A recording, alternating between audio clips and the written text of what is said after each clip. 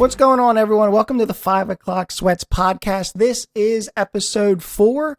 Tonight's topic of discussion is all about horror movies. We're going to go around the horn. Yeah, not horror, but horror movies, just to be clear. So welcome in.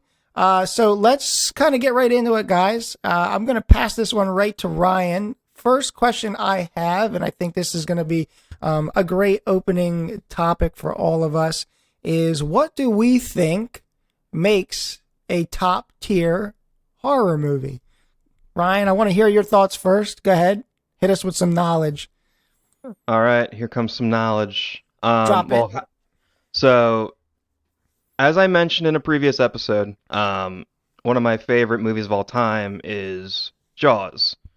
And the reason why Jaws is so effective, and I do put Jaws in that scary movie genre, is because of the mystery surrounding the shark and just like not seeing it for most of the movie. And that just leads into what I think is probably the most important thing a good horror movie can do, and that is keeping the villain, the monster, the supernatural thing, whatever it is, just shrouded in mystery for as long as possible, and establishing like a sense of tension, and mystery and intrigue. And I think like some of the poor scary movies almost show their villain or whatever too often, and it kind of cheapens it. So a movie like Jaws, I think, does a great job building that tension. You're like, oh, like, how big is this thing? What's it look like? How many teeth does it have? And I love just when a horror movie is able to keep that sense of mystery for as long as possible, and not to the detriment of the movie. So for me, I mean, that's probably the biggest thing for me when it comes to horror movies, is just that sense of mystery and tension. I also really love when and I love and hate when horror movies are set in, or grounded, I guess, like grounded horror. For example, one of the scariest movies I've seen is the original Paranormal Activity. And yep, got that on my list. Oh my God. And that movie is so scary because it's just a movie that takes place in a house, and we all live, in a house, apartment. We grew up in houses. It's just it's relatable. I remember, I don't know how long, but for a while after seeing that movie, going to sleep in my room was not the same for a while. I'll just say that. I was always like looking in the corner like, is that a shadow? What is that thing? Was it a shadow? Maybe. My brain was telling me, yes, it is a shadow. You're screwed. Get out of there. May or may not have invested in a nightlight for a little bit after that, but when did that come out? 2007. All right. Is that when it came out? Yeah. Oh my God, so long ago. 14. I remember seeing, I saw that in theaters with a group of friends from high school, and we all went back to our friend's house, and we had like a sleepover.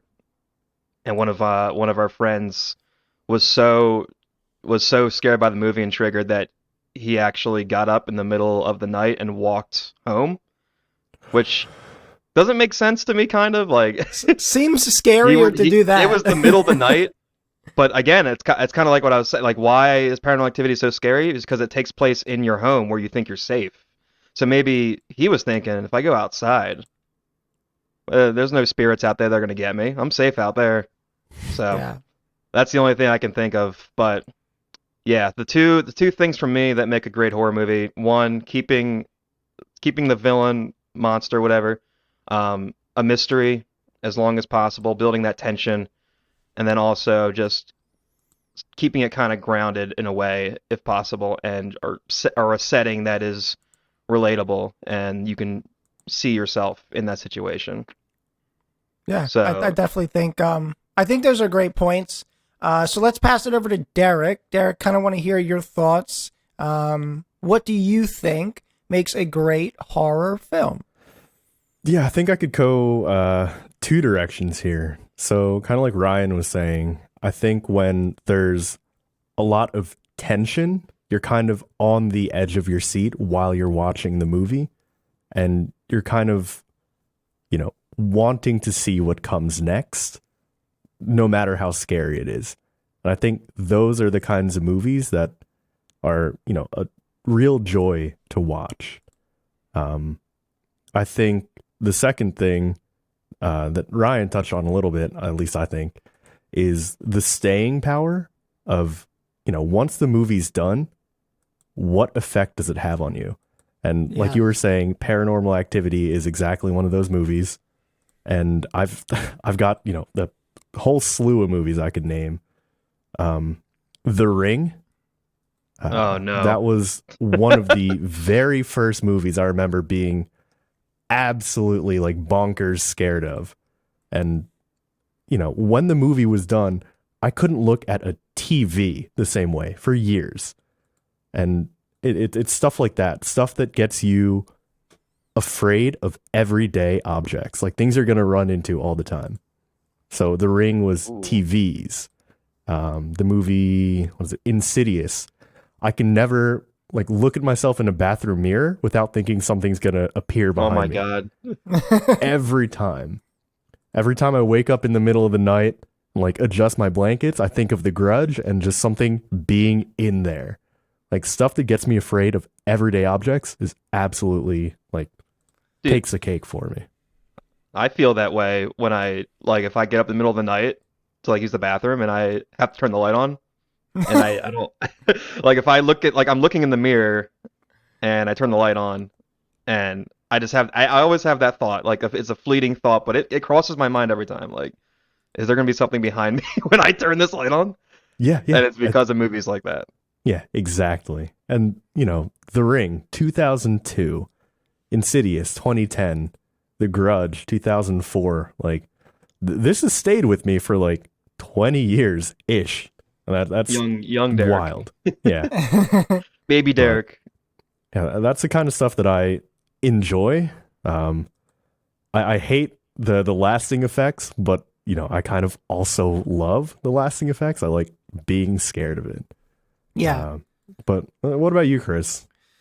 So I kind of agree with you, Derick, in the sense that I feel like there's two aspects that make a good horror film. I agree, kind of branching off of both of your points about the grounded realism. I think to kind of take that a step further, I think when the villains or the monster or whatever it might be, whenever it's kind of a realistic figure, I find that that makes it scarier, right? We're talking about for example, right? It's a clown, right? So clowns, right? Making the audience scared of I'm not going to say everyday people, but kind of, right? Things that you could experience in the real world. You look at Halloween, right? Just a guy in a mask, right? Classic. In a regular old neighborhood, right? So where you feel exactly when you leave the theater that you still have that lasting effect because you live in an environment that mirrors that of the, the film. And then, the other thing I think that is super important and probably not talked about enough, in maybe just films in general, but definitely in horror movies is the camera work.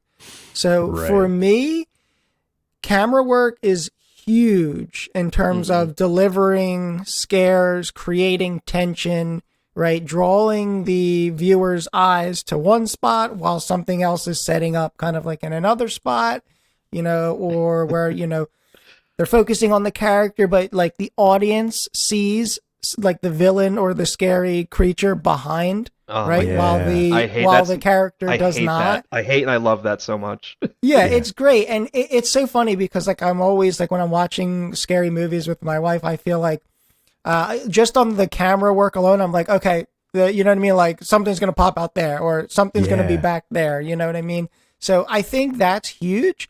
And And of course, obviously that's like very, well thought out, by the movie makers. But it's something that I think like in the moment when you're scared, you kind of take for granted how, if they weren't able to draw your eyes to a certain spot and then to another, how most of these scares would be probably, not that great. And, I think it kind of goes along too with like practical effects. I'm not a huge fan of like the scary movies that go crazy into the CGI or like really like gore heavy. I don't think that you need that. I think the best scary movies still leave a lot, up to the imagination. You don't always need all the blood. You don't need like the dismemberment and like just all the crazy stuff that kind of actually makes you like ill. I don't think that's scary. I think that's more like kind of like a shock factor. But yeah, so those are the things I think. So Derick, real quick, can you recap all the points for us? Ooh, boy. Yeah. So Ryan, I think you were talking about the grounded nature of some of the movies, right? So I think we all kind of hit on that. Yeah. Right. When you leave the movie and the environment that you're in seems super close to the environment of the movie, right? Yeah. Yeah. I think something that Ryan and Chris, you both touched on, was leaving it up to the imagination, right? Sure. These directors, these movies, the actors, like they can do their darndest to scare you, but I feel like we're going to be the ones to psych ourselves out the most and scare ourselves the most. Yeah. Yep. But I just wanted to comment on the camera work too. I think it was Paranormal Activity 2 or 3 that I saw in the theaters with the video camera that they put on the fan that was just oscillating. Oh my god, I love that. That was one of the best tricks I've seen in a horror movie. Like that was so good.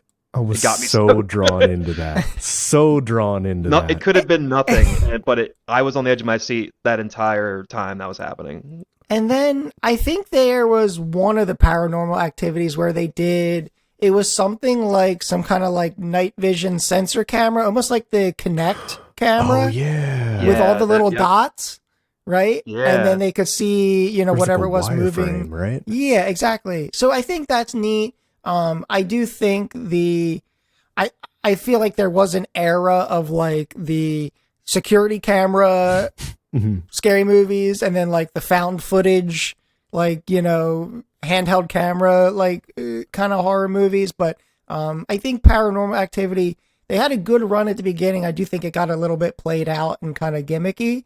But that's a kind of neat. And that's another one too, because it's a lot of still camera work. So it's like setting up like intentional shots where like you might not catch something that's in focus, but more something kind of like in the background. Right. Which is pretty scary. And it also makes you kind of feel like this is realistic. Cause like if we were just a bunch of kids hunting ghosts, like this is the stuff we would be doing, like taping cameras to the fan or whatever, Yeah. Yeah. And I think you bring up a good point. Like when, something's in focus, but you clock something in the back, like just something moves or, there's a reflection in the window. And then again, the staying power, when you go home, you don't know if you're not clocking something in your own home. Exactly. Yeah. Does anyone else check the review window of their car whenever they hop in the car and like adjust it? Like, is anyone back there? Hello, hello. Just me? No. I'm kidding. Yeah. But what was that movie? Shutter? Is that the one where they're a photographer? Oh, let me see. I feel like the name rings a bell to me, but I definitely have not seen it. But there was one where there was basically like a ghost climbing on the outside driver's side window of a car, like at night. And every time I'm driving at night and there's no other cars on the road, I think about it. I'm like, this is the worst. So when you get pulled over, that's going to be your excuse, right? Oh, yeah, my bad. There's a ghost. Did you guys see that? There's a ghost. There's a ghost. Yeah. There's a ghost, man. Isn't that like pretty obvious? Okay, sorry. Have a good one. So good. So we have a lot of good points. I think we compiled a nice list there as to what makes like a very good or top tier horror movie. I think this is a good opportunity for us to sort of go around the horn here and identify what we think our favorite, or even if it's not your favorite, but maybe like a horror movie that you respect the most. let's see kind of what we have here. So Ryan, you go first. Tell us what you think your favorite horror movie is. Yeah, well, I mean, my favorite scary movie, and I feel bad because I feel like yours might be the same, is the original Halloween. Mm-hmm. And the original Halloween, none of the other ones, although some of them are pretty good. But it's just nostalgia mostly for me. It's not the scariest movie. I mean, it's more of a slasher, and for me, Yeah. slashers aren't really that scary. I'm mainly just in it just for the good kills and the somewhat tense moments. Um, but yeah, I mean, the beautiful part about Halloween is just how simple the premise is and the budget. I don't have numbers on the budget, but I know it was pretty small. It was a very cheap movie to make, and the Mask is actually William Shatner. I can't say. Yeah, Can't it's talk right William now. Shatner's William face. I did Shatner. know that. Yeah, it's a William Shatner mask that they just spray painted, and it's very effective. And it's funny to see all the different iterations of the mask over the years. Um, the OG one is still my favorite, Yeah. but yeah, I mean, that movie it hits all the notes for me. Again, a lot of it's nostalgia, but it does build a sense of mystery, kind of with Michael Myers himself. Like, what is he? Is he human? Is he supernatural? Is he? I mean, I still don't know the answer. I really don't know. Um, but yeah, it has great and despite being cheap, it has great shots, great tension, and really good camera work, especially like some of the POV shots where it's like a first person view of him, especially the opening Mhm. shot where he kills his sister. Spoiler alert. Oh yeah, through the eye Um, holes, right? Yeah. yeah, right. Yeah. You see him. He puts on the mask and then the eye holes. It's just really, really well done. Um, and then just, I mean, Michael Myers is just an iconic character. And unfortunately, like all other iconic horror movie characters, it's kind of been overdone over the years. But yeah, Halloween it's a classic for me. I watch it every Halloween. I've seen all the new ones. The last one in particular, I'm not proud of Uh, seeing, but that's a different discussion for another day. Um, but yeah, Because I watched that yep. with you for the first time like 2 years ago, right? That was the first Halloween that we watched, right? Yeah, we watched Yeah, it that must have been if at I my remember the eye place. hole thing. Yeah, Yeah. yeah, we watched that at my place. Yeah, and the kill. I mean, it's not and like I said, the kills aren't particularly memorable. Like there's one shot where Michael kind of comes out of the closet and stabs one of the teenagers and kind of hangs him. Like it kind of shows how strong he is. He lifts him up completely off the ground and then stabs him with the knife like in the shoulder, and he just hangs him up there. And then he just kind of looks at him like he admires his work, which kind of gets you, I guess, kind of brings you into the psyche of Michael Myers a little bit. Like, oh, he's having a lot of fun doing this, I guess. he's Whatever having a Guy lot of enjoying whatever they himself. fun. are. But yeah, for me, Halloween, easy answer, classic. I watch it every year. So Derek, what do you think yours is? Yeah. So if you listen to our other movie episode, you'll know that I'm really bad at watching things. I'm also really bad at like having opinions on things. I'm like, if it exists, I'm like, wow, good job, good movie, guys. But I think I'm gonna have to go. You went old school. I'll lean a little bit more new school. I'll say, I don't know if this is cheating. The entire Conjuring franchise. Oh, that's Because very good. I Yeah. think that every single one of those movies has freaked the absolute crap out of me. The Conjuring 1 and 2, Annabelle, especially The Nun. The Nun just absolutely freaked my bean for a while. Yeah. And yeah, and anytime that I see James Wan's name associated with any sort of horror movie, I feel like I know that it's going to be an absolute banger. So I enjoy them. I'm scared of them. I'm naming them. So yeah, we got Did you see Halloween and The Conjuring. You wanna did, wrap us up here? did you see the new one? Sorry, really quick. Derek, The Devil did you see Made Me the new Do It. one? Is that the one? I think so, yeah.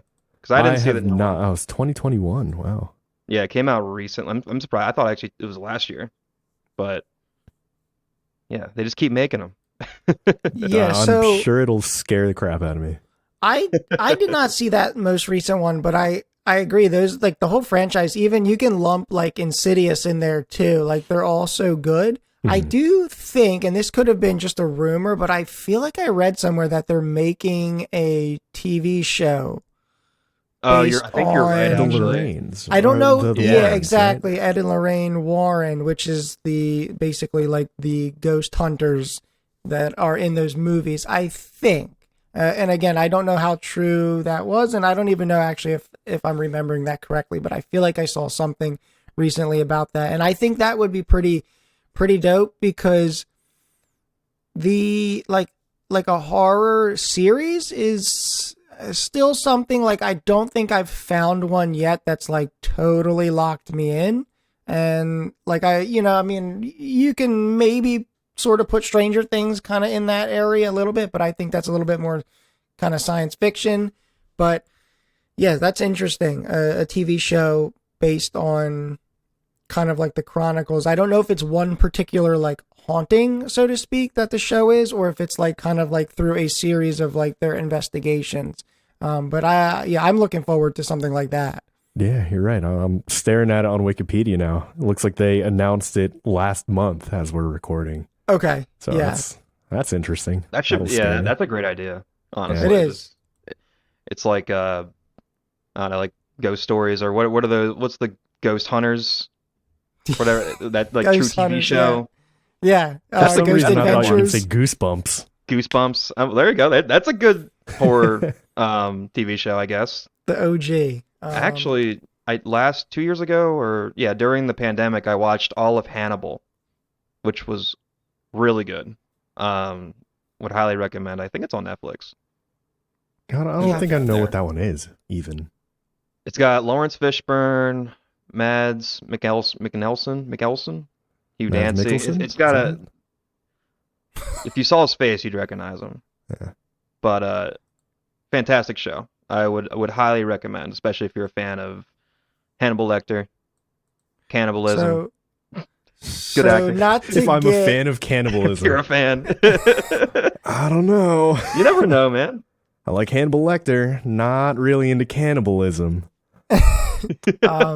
Okay, so I still have to wrap up our What's list. your entry? Here we go. I got a little sidetracked there. Okay, so I agree, Ryan, kind of, I'm not going to say you took mine, but yeah, definitely the OG Halloween movie. But I'm going to say, for me, if I'm not going to be able to pick the Halloween movies, I'm going to say probably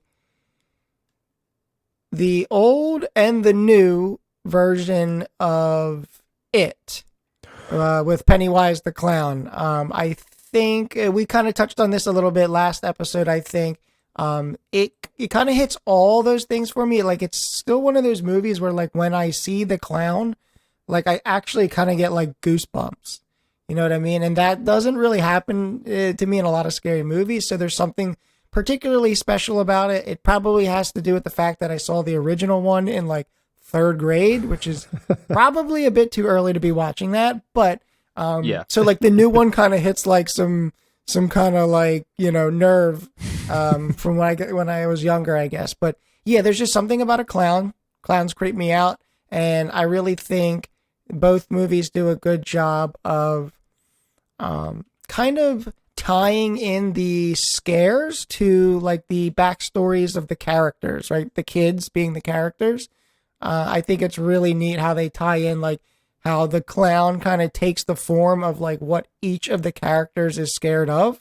I don't think there's many movies that kind of do that. Most of the like scary villains are, I don't want to say like one trick pony, but it is like, you know what I mean? Like, you know what they're kind of like what they're bringing to the table. And I think in the It movies, it's varied. And that's what's kind of so scary is like, you don't know. Unless of course you are the character and you know what you're afraid of. But yeah, so I think those are up there. You can't really deny the fact that like Bill Skarsgård has reprised that role damn well. So good. Yeah. And I'm interested to see, I've heard rumors about them making a show off of that. I've heard rumors of a third movie. I don't know what's true, what's not, but it's like one of those kind of universes where like I can't really get enough of it. And no matter how many times I see it, it's like never outplayed. And kind of sidebar, I mean, I think it has one of the most like iconic scenes for a scary movie, and like it literally made me afraid of like storm drains in the street. Like, what movie has ever done that? So I got to kind of give it credit there, because that to me was always like a really unique scare. And something about like a rainy day and then like you kind of walk by a storm drain definitely still to this day kind of freaks me out. If you see a paper boat floating down the street, run away.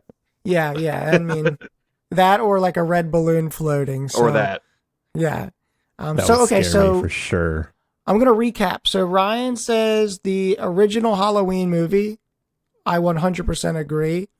Derick, we kind of lumped them together. He said like the Conjuring universe, and I agree the Conjuring films are quite good. They do a very nice job with camera work. I will say the Conjuring films are really good. One of the scariest things I've seen in a movie to date is, I think it's in the first Conjuring, where the hands that come out like from the dark and they just clap. Yeah. Right? Yeah. Like, and like the build up to that was like all along, like I guess her kids were playing this game where they would like clap or whatever. I forget exactly what it was. Seek. Yeah, exactly. And then, oh my God, like it's like in the closet or something. The hands pop out. Yeah, dude. Like in the background, right? It's like like it's not in focus either. You just see hands come out and clap. yeah, and you know it's not the mom. You know it's not the kids. No. And I want to say, back when they were promoting that movie, I feel like that was sort of teased in the trailer. Yeah, and I think it was the opening scene too, so they didn't even spoil a ton of it. It was just something scary that they dropped. Which is like really, like you never see the best like scare in the trailer, which I thought was pretty good there. And I love I am a big sucker for like the universes, right? So it's like, you know, you have The Conjuring, but you have all these films within the series. Mm-hmm. Same thing with like Insidious and stuff. So those are good. I like that. That's a good call. And then I kind of wrapped it up with the It films, being Pennywise the Clown. Both the 90s, I think, made for TV movie version, and then the most recent ones with Bill Skarsgård. Can't really go wrong with any of those films. So I kind of wanted to pose a little bit of a question, and this is probably maybe a topic that either of us or none of us have really discussed, especially not off podcast, but what do you ever like identify some like underlying themes of like a scary movie? Like, or can you ever tell like, okay, this is a sign of the times kind of movie? You know what I mean? I want to sort of, we'll go again in the same order. Ryan, do you have anything to kind of add to that? I think I need clarification on your question. So maybe I've got a good example. All right, go ahead, Derek. I think you might maybe I can piggyback off him. Okay. So this is going to be spoilers for the film The Babadook and the I film love Malignant. that movie. Good movie. So those are two where the idea is, you know, there's something wrong in the head of some of the characters, and some weird stuff's happening, but you don't know exactly how it all fits together. I think The Babadook and Malignant are two films that do exactly that. That's a good point. I think there, in some horror movies, there's like kind of an underlying theme of like dealing with a little bit of like, you know, mental illness. And it's like, you know, is this part of like the mental illness or is this actual reality? And it's like blurring those lines. So I think that's like actually a really good point. Ryan, do you have a point, or do you want me to kind of go and you can get a little bit more of a feel for where I was going with that? No, I mean, I like what Derick said. I think that's kind of harkening back to what we were talking about at the beginning of the episode about keeping horror movies grounded. I mean, everybody deals with, you know, mental anxiety and mental illness and whatnot. So when horror movies are able to capitalize on that and kind of show that through your protagonist's perspective, and The Babadook is probably, and I that would have been like my second choice for my favorite horror movie, because That movie's great. Chris, have you seen it? No. Oh, wait, the Babadook? Yeah, I have Yeah. seen it, actually. I'm sorry, yes. Movie's great. And And it really does deal with that kind of building I anxiety and kind of mental collapse of the yeah, character. that's a good way to put it. I think another one that fits into that would be like Hereditary.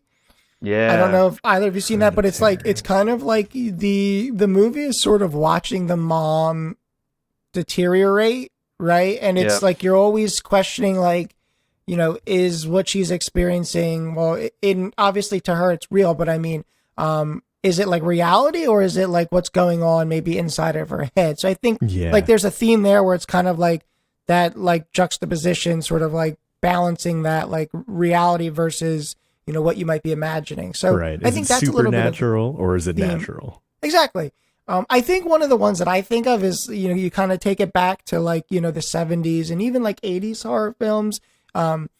There's like a very, and it's a little bit funny to me, but there's like a very big, like overarching theme where it's like, you can tell that it's like about like abstinence, right? It's like the idea, like whenever the characters like start making out or like have Mhm. sex or whatever, like they're gonna die. Like it's basically like foreshadowing their death. And I don't, it's like it exists in like the Jason movies, like Friday the 13th. It's very well part of like the Halloween movies. Like Ryan, you were talking about that scene where he pins that guy up against the cabinets in the kitchen, where like Oh, 5 minutes before that, Yeah. what You know what was he was happening doing. upstairs. You know Yeah, what he was exactly. doing. But it kind of plays off that like that teen like innocence, versus not innocent kind of thing. And I think I don't know. I think it is comical. I think it does have a little bit of kind of like humor to it, but it's definitely like a nice classic. Like, oh, okay, this is what's about to happen to these two. Yeah, I mean Right. that's definitely that's definitely that's definitely present, especially in older Yeah. scary movies. Man, movies like Yeah. like Scream, the original Scream. I mean, all the Screams, and they draw attention to that. They're like, and the characters are even like, oh, if you have sex, you're gonna die. Don't have sex. Yeah. Don't do any of that. By the way, sidebar, Scream. Just actually watched Screams 1 and 2 and 5. Didn't watch 3 or 4, because apparently 5 wipes away those other ones. Okay. Just makes them not canon. So I watched 1, 2, and 5 recently. Very good. Very good. I think I also know. saw Scream 1 for the first time with you At my the place. same time. Yeah. Yes, I think the same Halloween we watched at both of those movies. we did. And I watched it again about 3 months ago. It's a great, it's very February? self-aware. Hey, I think you can watch Scream any time of the year. and It's Halloween applicable, somewhere. right? I think- Exactly. I think that's another one too, really, where like you have a lot of these horror movies that like you could almost slide them right over into like the comedy genre, right? Where Scream teeters on that line as well, where the villain, the scary, the monster, whatever you want to call him, is essentially like killing people. Yes, so scary, but like there's a lot of comedic elements to it, even just in his dialogue and kind of like. Even in the mask, right, and the way in which he kind of, moves and like reacts with the environment. I think Halloween doesn't touch on that, but you kind of look at like, for example, Friday the 13th, like the Jason movies. There's a lot of humor in that, like, oh my God, they're running away, and every time they're running away in the woods, what do? They trip. They Right? trip. It's Of always course. it's always some Yep. log in the middle of the path that they trip on, right? So there's Yeah, and they there's can't gotta stand be- up. They just have to crawl. And then Yeah, they break their leg every time somehow. yeah, I think a really like somewhat recent one similar to that too is like Cabin in the Woods. I was about to say this is the perfect time to bring this puppy All up. right, We're go talking for it. about So- tropes. We're talking about comedy. So good. How good was Cabin in the Woods? Yeah, I loved it, and I love it too. I think what's so good about that movie is like it recognizes what it is and it doesn't take itself too seriously, and it actually like kind of like overindulges in the Like you said, the tropes and kind of the comedic elements. And I like that, like, at one point they're showing like basically like the whole machine full of like all these stereotypical, like, horror movie like characters or villains and monsters. And it's just like the gore is just like kind of stupidly over the top, but it totally adds to it. Yeah. And the characters are like just so stereotypical and like just like dumb.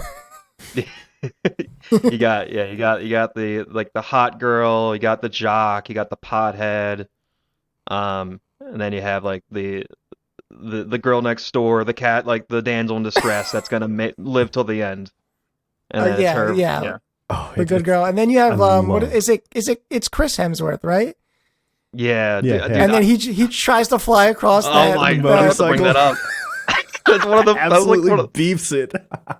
I don't think I think I saw. I don't know, Chris. We might have saw that in theaters together. Dude, I saw it in theaters with some people. It's possible, and I just watched it again this like most recent Halloween season, and like when he hits that wall. And like the sparks go flying. It's just as the like, bike slides down, it's just sparking the whole way. I laughed out loud when I first saw that. It's just it's a crazy movie, but that's another kind of theme I think where it's like you have these comedy horrors, which nothing wrong with that, but I think I like to know when that's going to be the case. For example, I think like a new movie like Barbarian. I don't know how either of you seen that. Good. I did watch it Barbarian. with my mom, by the way. So okay, that's a whole nother. That's just another concern that I have. But I think that was like it had too many personalities in my opinion. It's like the first 80% of the movie are like very scary, disturbing movie, and then like all of a sudden at the end, it's like an entirely different director, and it's like. It's funny. I don't get me wrong, but it just like it turned a little too quick for me. It went like full on action movie towards the end. Yeah, and then but it was also supposed to be kind of funny, and it's not a bad film, but it was just it kind of like it hit me weird. But I think like if I watched it again, knowing what to expect, I think it would resonate a bit better. But I like that when there's a little bit of humor, and I think every horror movie has to have that to some degree. I mean, you even look at like. Like like the torture porn movies, like as disturbing as it is, it's like that's on another level. I've not seen it, but Terrifier? No, I haven't, but I've been given descriptions of some of the kills, and it's like, man. I probably don't need to see that with my eyes. Because based on what somebody's telling me, I can already picture it, and I don't think I need to see it. Those are movies that I'm not a huge fan of, like, I think the Saw movies, they fit pretty well because it's not too far into the torture, but it's like just enough. Right. And there's like an actual plot. Yeah, I feel like Terrifier's got a plot, and again, I'm not knocking the movie or movies. I know there's another one. I haven't seen them, but I don't think they're anything that I would watch. I don't really have the stomach for that anymore. Yeah, maybe like in my younger years. Terrifier 2, I didn't see Terrifier 2, but it was apparently 2.5 hours long. And even more gory than the first one. That's a long ride. And I almost feel like that's like, I'm sure in theaters, there's got to be people that just like they walk out. No, I mean, I was reading like early reviews. People did walk out of the theater.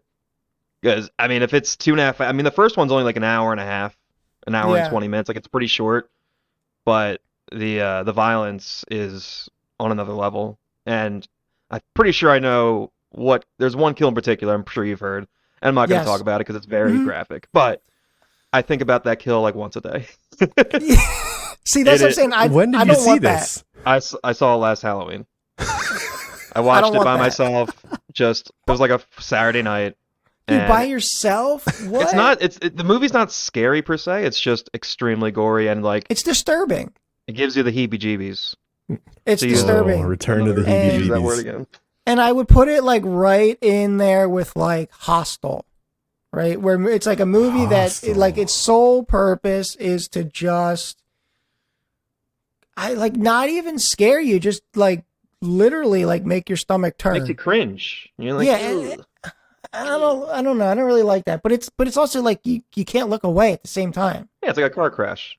Yeah, so Basically. I don't even want to get involved with those. And then I'm trying to think. I think another kind of there seems to sometimes be like this. I guess Hostel kind of does it, or like I would say, Midsummer. If you guys have ever seen Midsummer, I was advised not to watch that, and I don't know why. I feel like it would be really good and it would just mess me up. But I don't know why somebody would advise against me watching this movie. So I can definitely answer that for you, but I real quick, I think it's like there's like this very like kind of stupid cliche stereotype of like don't go to other countries theme in scary movies, right? Like because you go to other countries and they're gonna like, whatever, kidnap you or whatever. And Midsummer kind of taps into that. They basically like go away to like another country on what they think is just like a trip to kind of, get like some kind of like awakening, so to speak. And they end up basically like in, for lack of a better term, kind of like a cult. Mm-hmm. And that's probably why people told you not to watch it, because it starts to get like just weird. Like no other way to say it other than just strange. And it's not scary. It's just odd. But it is part of, I think it's A24. They're the ones that have been putting out these movies. And like they did like Midsummer, Hereditary. They did The Witch. Hereditary was great. They've done, did they do Mother X, too? X. I don't know about Mother, but X was a recent one I watched. And that's basically like the premise is like in the 70s, they rent out like this barn to film like a independent, like, porn. And basically the people that own the farm just start like, going I really off. wanted to see that. And then I wanted to see the sequel that just came out last year about the girl. Which is what? Oh, I didn't know I'm that. blanking on the name, but it's a prequel, I'm pretty sure, about the girl in X. But I just think it's interesting to kind of like look into the themes and like sort of the mini subgenres of horror movies, because they all kind of take the same formulas and reuse them. I didn't know that movie that existed, that prequel you're talking about, but that was a good movie. And I just think A24 puts out like a lot of psychological horror films.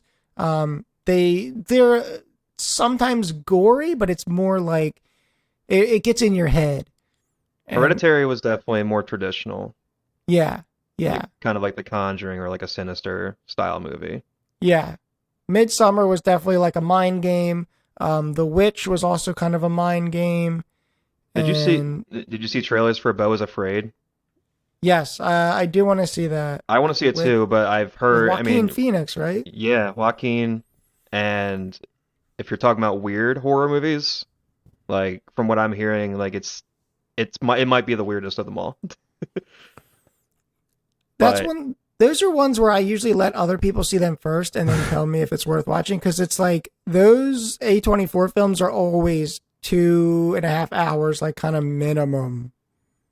Which again can be great if it's a good ride, but if it's not, I mean, it's a long ride. Yeah. Well, I mean, from what I understand, that movie, it's kind of like the Babadook in the sense that you're basically you're living the movie, you're experiencing the movie through Joaquin Phoenix's perspective, and he's like going through a mental breakdown. He's got severe social anxiety and all that, and the movie kind of presents that in its own unique way. And I mean, I haven't seen it, but I do want to see. My interest is piqued. I will make time to see it, whether it's in the theater or when it comes out and streaming. Absolutely.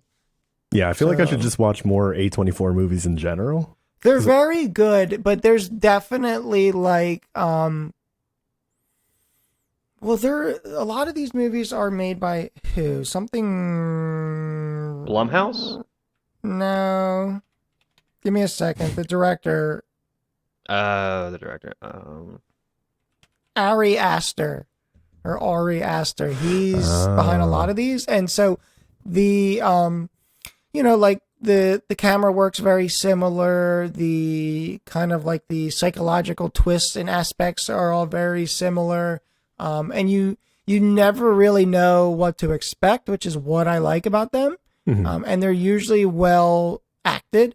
And actually, I think for most of the ones I've seen, like the actors and actresses were not, at the time, were not like huge actors or actresses. And I kind of think that helps a horror film a bit. You know what I mean? Like, it just like, and that's where sometimes like the Halloween reboot started to go off the rails, is like you just had some of these stars that were just a little too big. And we talked about how, like, in the last episode, we were discussing sharing screen time. And I think certain horror movies battle with that with some of the big actors and actresses. But that's what's kind of nice about these A24 films is, at least at the time of the movies, the actors or actresses, at least to me, were not like super well known. Which doesn't mean that they aren't. It just, to me. Right. I feel like, I think, I feel like that's actually a trend of big name actors now that got their start in like a low budget horror movie. Yeah, Jamie Lee Curtis. Yeah, I mean, she's the first one that comes to mind. I mean, I don't know if you want to, is Jake Gyllenhaal included in Donnie Darko? Like, maybe, I guess you could put him in there. I would say even, here's a really obscure one, is Jennifer Aniston in The Leprechaun. Oh my gosh. No way. She's in that? Yeah. Look it up. The only thing I remember from The Leprechaun is like I don't even know if it's Leprechaun 1. I know there's like 3 or 4 of them. There's 7,000. There's 7. I don't know if there's 7. Crazy. There's too many. There's a scene where the leprechaun's like performing a magic trick. It's like the classic like woman in a box and they cut her in half with the saw and separate her. Except he actually cuts this person in half and just like blood everywhere. That's not magic. Not magic. Well, maybe movie magic, but not magic. Kevin Bacon, Friday the 13th in 1980. Oh. I don't know if that was his first role, but good call on that. Good call. He went from that to Footloose, I'm pretty sure. A very, like an obvious transition. Yeah. A very logical stepping stone. Here's one of my small favorites. pivot. Paul Rudd in Halloween 6. Yes. The Curse of Michael Myers. Halloween 6 sucks. Forgot. The mask is so trash. Bad. It's so bad. Yes. He is in that. Oh, God, I forgot. He's a little baby in that one. He's got to be like in his early 20s at least. Here's one for you. All right. I got a little bit of a challenge. Can either of you identify, in your opinion, what would be the biggest flop of a horror film? I was just kind of looking at some of our at our list here, and I've picked a recent one actually, that maybe I wouldn't say flop. Maybe the best way to put that would be a film that's overrated. I think that would be a more fair way to put it. So do either of you have a horror film that you feel is overrated? Overrated.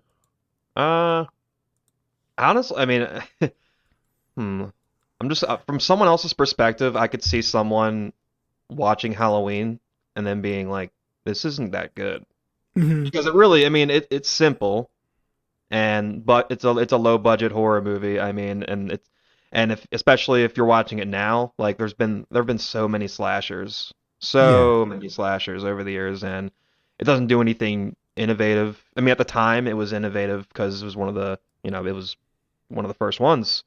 But yeah, I mean, I could see someone watching that today and being like, that's fine. Yeah. I have a very similar idea. So I'm sure when this came out, it was, the scariest thing ever. And I understand that since then, this has been overdone.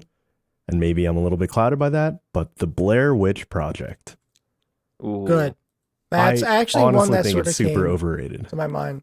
Yeah. And I think that was like, and I could be wrong, but that was like one of the early like found footage horror movies. Yeah, and I agree. Listen, I like the movie, but it's not one that I would watch like every year, so to speak, like every time, Halloween comes around. And I think it's just, when you really break it down, there's just like, there's really nothing happening in that movie. But a bunch of people get lost, die. That's it. Yeah, it does some things. There's some novelties there that it definitely takes advantage of. And, I think it pushes the horror genre a little bit in the sense of like that found footage trend, or at the very least, like, changing the perspective through which like an audience watches the kind of like scary events play out. But again, it's basically sort of also kind of leaching into the psychological horror aspects too, because the whole movie really is, there's like actually like just about, like there is and there isn't, but there's basically nothing happening. Yeah. And you never see it. Yeah, you never see anything. And so it's like, was this real, or were these people just kind of losing their mind a little bit from, being lost in the woods, which dehydrated. But that's what makes it so scary. Honestly, it's like it's so realistic. Yes, like, I think the scariest part of the Blair Witch Project is the thought of being in that position. Yep. But that's about the scariest part of it. I don't think the actual like execution of it is scary. I would say for me, like I'm gonna name a very recent movie, and actually one that's like highly rated, and not that I didn't like this film, but The Black Phone. Ooh, I did not see that. I wanted to see it. Yeah, that was super recent. There was the dude with the mask.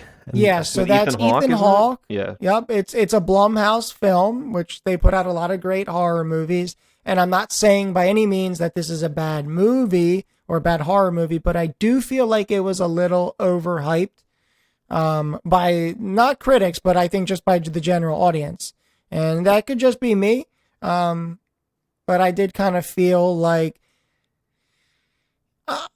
I don't know. I feel like they could have taken it a little bit darker and been a little bit more serious with it. And I think it would have played out just a tad better. I do feel like it kind of got, I don't want to say silly, but there was a little bit of like kind of corniness to it and some, unrealistic aspects, but overall not a bad movie. I would put that kind of in the overrated category for horror films. But I'll have to watch. All right. Yeah, I was just curious. I just kind of want to hear what you guys thought, because, a lot of horror movies, they either get like high praise or they get totally dumped on. There's like no middle of the pack, review or reception for a horror movie, in my opinion. No, that's definitely true. It's like either great or total trash, and there's no in between. Okay, good. So I think before we wrap up the episode, maybe we could just each touch on what do we think? Maybe our top 3 horror movies of all time, and not in any particular order. Who wants to kind of start on that? You want to do like one of us goes and then we keep going around until we get to 3, or No, I think we can each just kind of list our top 3. I think that's probably easier. You can obviously go with the one that you said at the beginning, which would be your one. So if you can add 2 more, what would they be? I'm kind of looking at a list here, but I'm going to have to say, so number 1 was It for me, and that includes the old and the new. I think Hereditary is probably somewhere in there. And then I also feel that, I really want to pick a good one here, so I gotta take a look at my list. I'm gonna say. Want me to name some while you look? I'm gonna say this. I think The Nun might be somewhere in there for me, and I don't know if like it's top 3 in my mind at the moment. Obviously those movies are always changing, but something about that one still, like I talk about movies that can actually give me like physical goosebumps. That one kind of gives me chills There's just some certain like things that happen there, and like the scares are just like, it's just such a creepy setting. Yeah. Too. Everything's just so dark, and the camera works great. You know, I guess for right now, that's what's coming to mind. Yeah, God. that makes sense. I have to see The Nun. Actually, I have to see Annabelle as well. I want to watch Yeah, you do. all the movies in that franchise. Yeah. Well, I mean, spoiler alert. I mean, I named the Conjuring universe, so that's going right up there as number one for me. There was a point in time where me and my cousin were just hanging out at my parents' house for like a summer, and we just watched a ton of horror movies. And the ones that stuck with us the most were the Conjuring universe and also anything in the Grudge franchise. Oh, that's good. Yeah. So I think I'm going Conjuring, Grudge, and I feel like I need to pick a absolute banger as my last one. You know, I'll say it. I'll say Paranormal Activity as a franchise. I have to put it up there. Yeah. Just because those all freak me out. It is definitely weird. And like some of them, I think like the first few were quite good. And then I do think it started to get like really like, all right, this is a bit much kind of thing. Yeah. But they became self-aware. Yeah. I can agree with you on those. So that's a good list. Ryan, what do you got for us? Obviously, Halloween's at the top. Yeah, Halloween's at the top. We know that. Yeah. I'm gonna go off the beaten path a little bit and throw this one in there.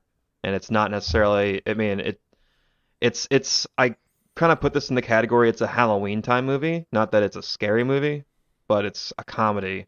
And Young Frankenstein is one of my favorite comedies ever, and one of my favorite Halloween time scary movie, whatever you want to call it. But good. if you haven't seen it, which Derick, I know you saw it with me. Yeah, that same year. How many movies did we watch that day? We watched Halloween and Young Frankenstein that same day, I'm pretty sure. Yeah, and Scream. We had to have. And right? Scream. Yeah. And then the next year we watched Trick or Treat, which we didn't talk about, but that movie's also really good. Oh, Is yeah. it good? The Mothman Is It Chronicles. is good. It is good. Is it actually good? Yeah. I think it's good. It kind of There ties was a everything. lot going on. I want to. It follows like three different sets of characters and groups throughout the movie, and then they all kind of tie together at the end. Okay. It's I kinda like- really, I wanted to see that, but I was like, it's called Trick or Treat. Sounds kind of shitty, but It's at least worth a No, watch. it's short too. I think it's only like an hour and 20 minutes. Like it's a shorter movie to my recollection. But yeah, Young Frankenstein, hilarious. I mean, Gene Wilder is amazing. R.I.P. And just, I mean, I think every time I think we have a friend named Igor, and every time I think of Igor, I think of Igor. And just it's a very quotable movie. It's so funny, and it's like a feel good movie for me almost in a weird way. Obviously Halloween, as I mentioned, but then I'm between two right now, and I don't really know which one to pick because they're both amazing and they're Mount Rushmore horror movies. But I'm probably going to go with The Shining. Ooh. Can't have a scary movie episode not talk about The Shining. Jack Nicholson is just a revelation in that movie. I mean, he's just incredible. I feel so bad for his wife in that movie, and apparently, like she felt abused on set. Like she did not have a great experience on set of that movie. I don't know the specifics, but I just know that she did not have a great experience. And just a lot of iconic shots in that movie. Like you had the blood in the hallway, you have the twin girls in the hallway, the kid on the bike, red rum. his head through the door. His head through the door. It's Johnny. Him when he's frozen outside. Yeah. I always laugh at that scene. I always think It that's is well because it's looks so Jack funny. Nicholson. It's I just, know. yeah. So all right. So I think we hit like some great ones, and what I love is like we we kind of like pulled out, I'm not saying like obscure ones by any means, but like we definitely had like quite a variety there. Yeah, some more mainstream than others. So I do think that this might be kind of a good stopping point for this episode, but I would kind of love to, re-explore this topic kind of like in season, like closer to like like the Halloween time where like I'm just like fully invested in like just horror movies on repeat. And I think we still have some good subject matter left to be discussed, surrounding horror movies. I want to know, what is the one that you didn't put on your list? You said they were both Mount Rushmore. Maybe this is your honorable mention. I need to know. Because you were thinking about the Babadook earlier, but I don't think it's that. There were actually 3. And pick one, my guy. You were between... I mean... The OG Exorcist. Okay, that was going to be my honorable mention too. Yeah. Because you said you can't not mention The Shining, I think we can't not mention The Exorcist. So we've said it. It's out there. Yeah, I mean it's the Mount Rushmore for possession movies. And the practical effects on the girl are just outstanding. And the voice is all like the demon voice in every possession movie is just the scariest thing in the world. Like it's the scariest voice. They all just sound like this, or that was a bad impression. With an accent? Okay. That was really bad. I don't know what that was. Can we cut that? That wasn't good. But you got the idea. Do you have any honorable mentions, Chris? Movies that didn't make it on the list. Yeah, I'm gonna kind of run down this list that I had here. So I would say probably for me, one of the ones that I recently saw, this was maybe 8 years ago, is The Visit.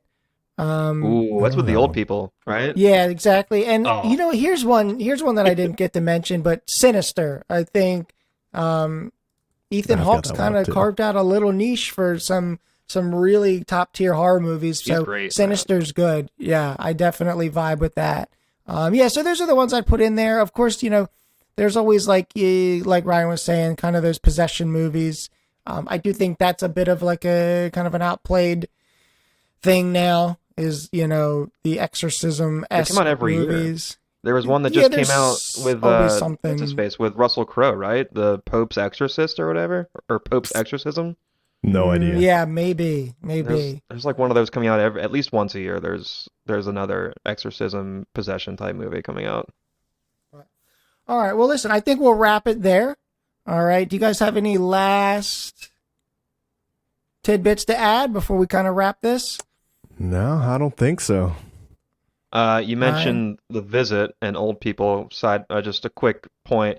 Old people in scary movies are just the worst thing ever. Like they are terrifying. What is it? They're Shutter so Island? Damn scary. And there's I haven't seen The Visit, but I had a coworker who showed me the clip of the grandmom in the crawl space, like whatever you want to call it, under the house. Wow. What? And she's like crawling around. Yeah. No, that scene, I was like, I'm not watching this.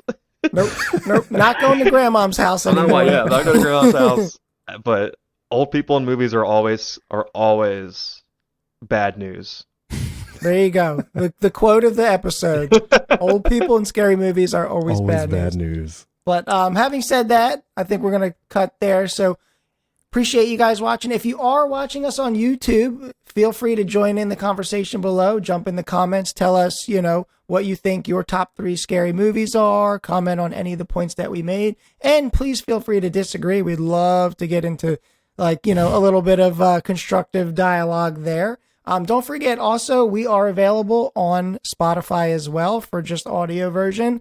And don't forget to follow on Twitter and Instagram. We're going to post a lot of shorts, and you'll kind of find out when new episodes are coming through. And we appreciate it. So we'll see you all in the next one. Stay sweaty. Oh, why did I point at the same time? Now it feels like I'm an accomplice to it. Wipe that sweat.